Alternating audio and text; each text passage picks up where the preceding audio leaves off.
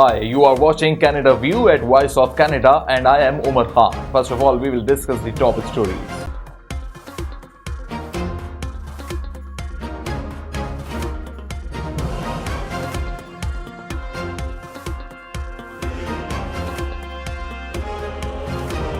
Environment Minister Stephen Guilbeault said he is cautiously optimistic about the upcoming United Nations COP26 conference, but said difficult negotiations lie ahead and not all states are willing to do more faster. I'd say at this point, having been to a number of these meetings, I'm cautiously optimistic. I mean, we have 2 weeks of negotiations ahead of us.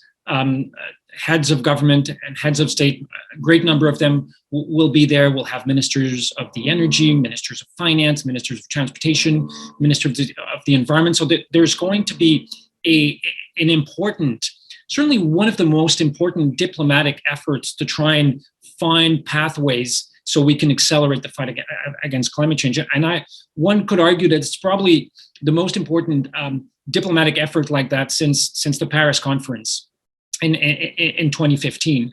So clearly, the fact that all these people are going to Glasgow is a sign that that governments around the world want to try and find a solution now, or solutions. Now, it's not.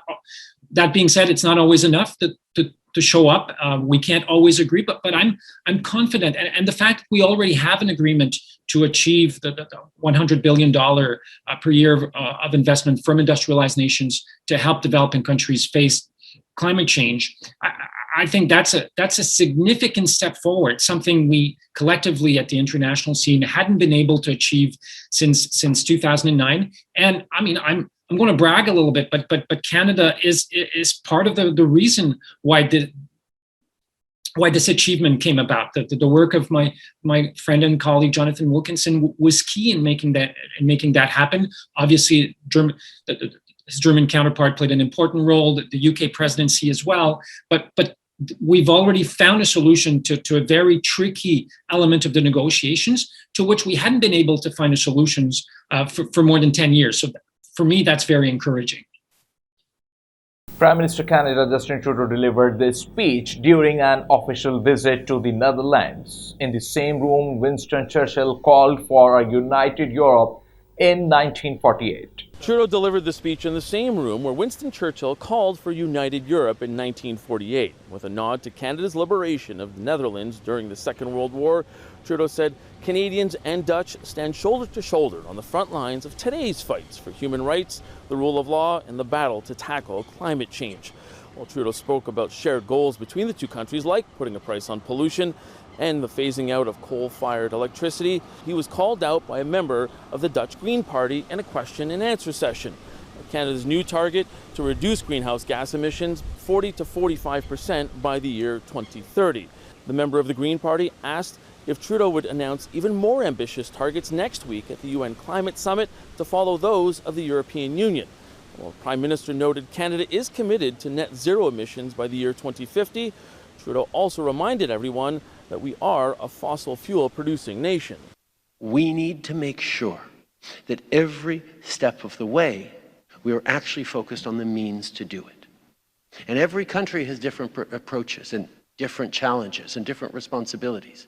Canada is still one of the top fossil fuel producing countries. The resident of an Ontario long-term care home got a shock recently when she received a cell phone bill of more than $1,000, a drastic jump from her usual $60 a month price tag.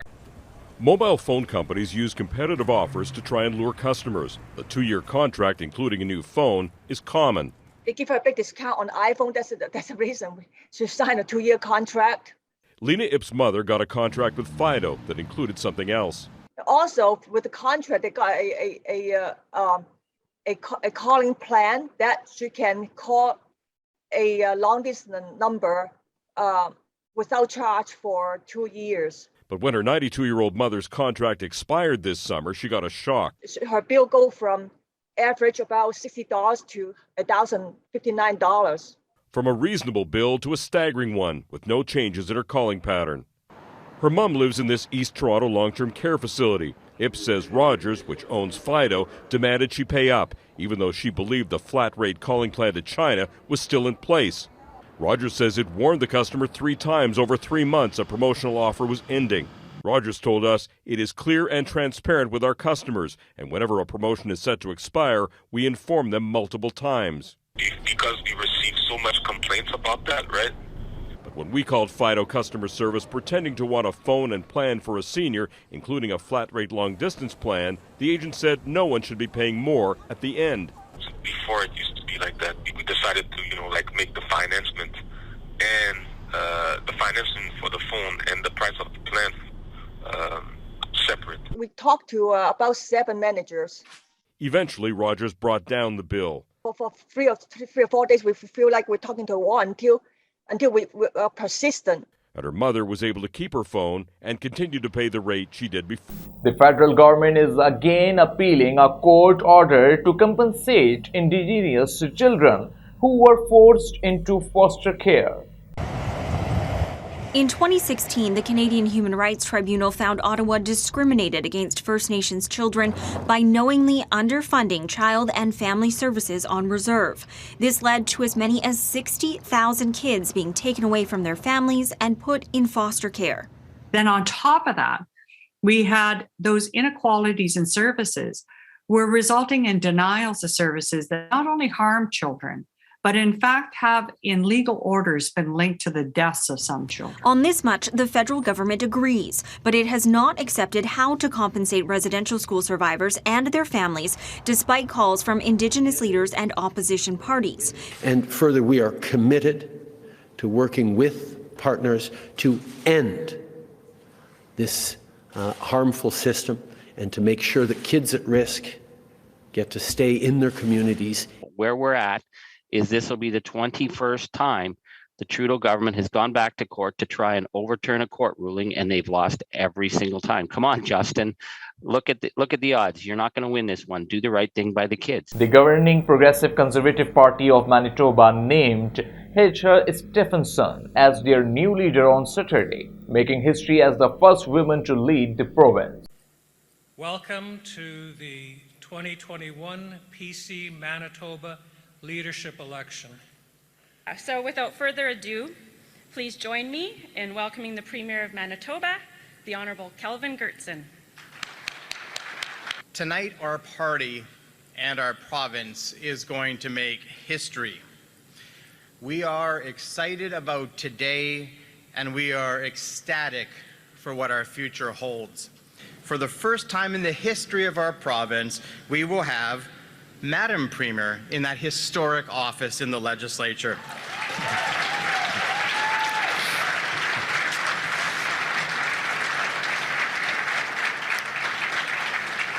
And I can tell from that applause that you feel like I do, that it is about time. It is a glass ceiling in Manitoba that has long needed to be shattered, and it's shattered here tonight.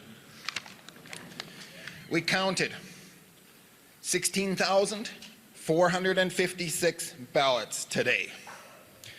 82 of those ballots were spoiled ballots. 17 of those ballots we consider disputed. So we keep them off to the side in case the numbers were extremely close. We would then take their team, show them those ballots, and then we would enter them in. But we have 82 spoiled, 17 disputed. For the Glover campaign, there was 8,042 ballots counted for the Glover campaign. It is indeed my pleasure to tell you that there were 8,405 ballots for the Heather Stephenson campaign.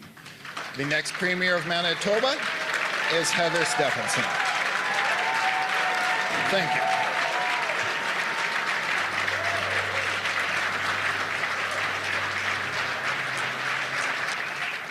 You know, I look around this room this afternoon, this evening.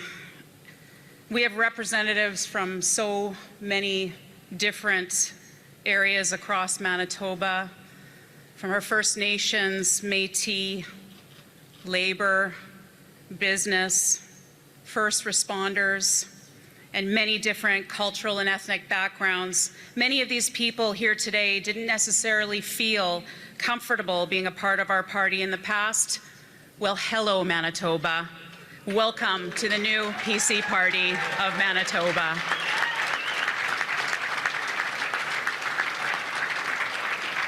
I am truly honored and humbled to stand here with all of you making history in Manitoba. Today, our PC Party chose the first woman premier in Manitoba, and you all played an incredible role in that. Thank you.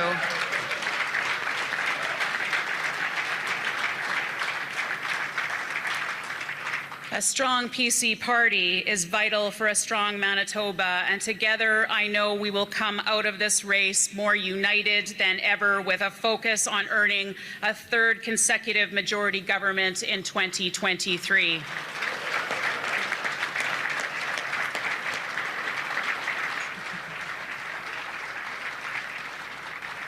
Jason and I were born and raised in Manitoba and chose to raise our family here because, like many of you, we love Manitoba and we're proud to call it our home. In the last couple of months, I have had the opportunity to visit all corners of this beautiful province, listening to Manitobans. And I heard loud and clear that they want to see us take a much more collaborative approach when it comes to working with other levels of government and with stakeholders in our community. Manitobans want a government that works alongside them. They want to see a government that focuses on strengthening our health and education systems, working with, listening to, and learning from Indigenous elders and leaders on moving Manitoba forward with reconciliation, and attracting and retaining talent, investment, and business that will provide a culture and environment that ensures our kids want to live, grow, and succeed right here in Manitoba.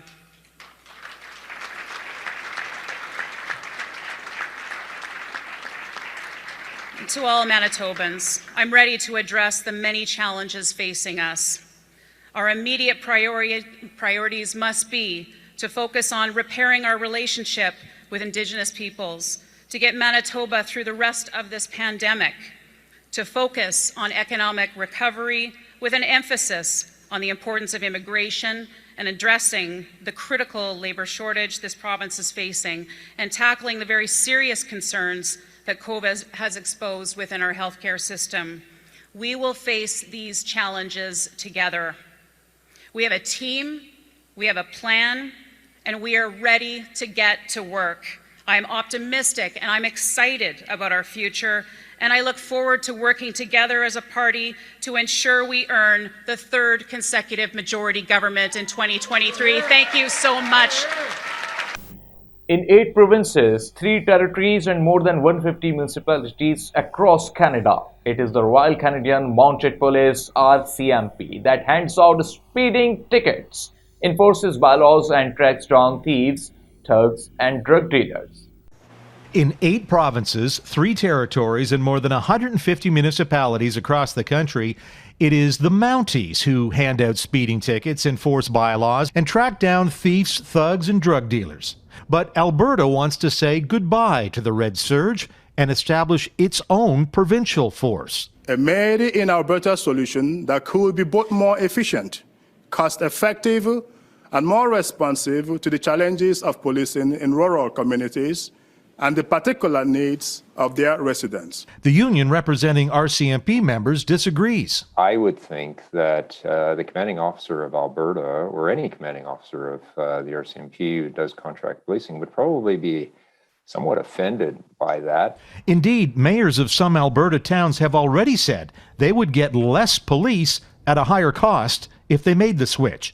A decision in Alberta in any event is likely years away, but in the meantime, the debate alone could hasten changes within the RCMP. First, can the RCMP be changed in a way that would make it much more relevant, much more humane in the use of force and so forth? Still, MPs from all parties on a House of Commons committee recommended in June that the RCMP should get out of the business of contract policing.